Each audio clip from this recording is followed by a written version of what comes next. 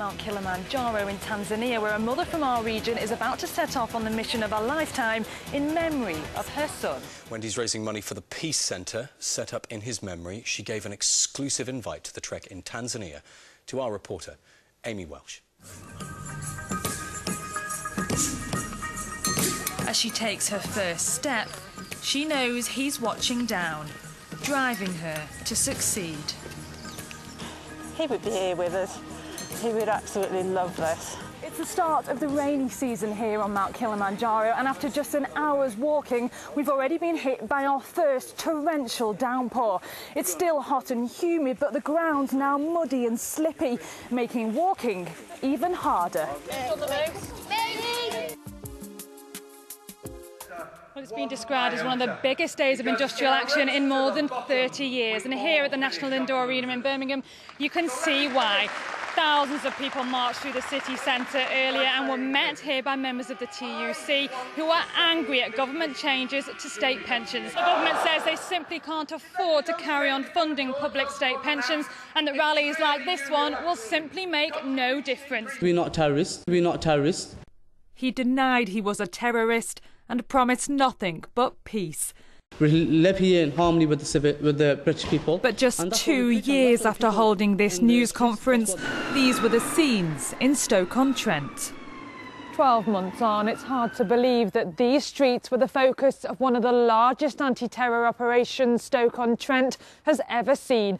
But why did 4 men, all followers of Islam, want to bring terror to the very city they'd made their home? He hid his best friend's body down a drain and then hid the truth for 25 years. Around 20 family members packed into the public gallery at Birmingham Crown Court to hear Mark Macefield sentenced to 11.5 years behind bars. Amy Welch has this exclusive report.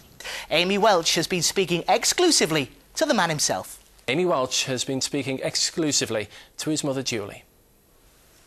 I thought he was just going to tell me he'd been blown up and lost a leg or something, or an arm. I didn't in a million years think he was going to tell me he was dead. Overcome by grief. It's just 24 hours since Julie Finlay heard her only son had been killed in Afghanistan. Good afternoon. A man jailed for a brutal hammer attack in Coventry in 2006 has escaped from prison officers in Suffolk.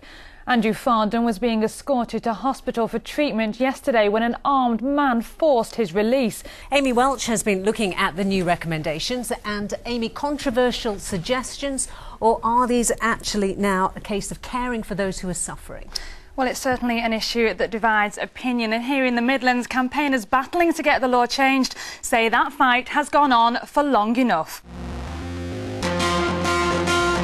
It's the world's tallest mountain, 29,000 feet high. I felt comfortable with the stage I've got now into my injury, where I do just want to push sort of boundaries and limits. Former Staffordshire Regiment soldier Carl Hynard is part of a team of injured servicemen preparing to climb Mount Everest.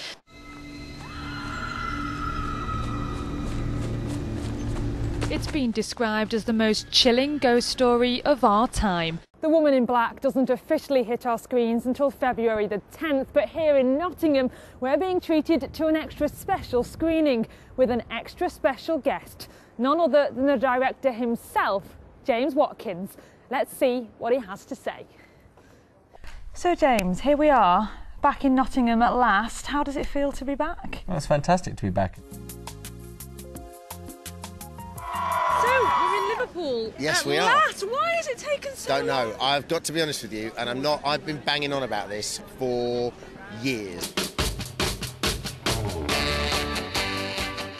It may have taken them nearly 40 years, but Blackpool are back in the big time. An open-top bus branded the Tangerine Tour will travel the whole length of the promenade tomorrow. And while you may not get a view like this one, the advice to anyone wanting to watch the parade is pick your spot, get here early and get ready to turn the town tangerine.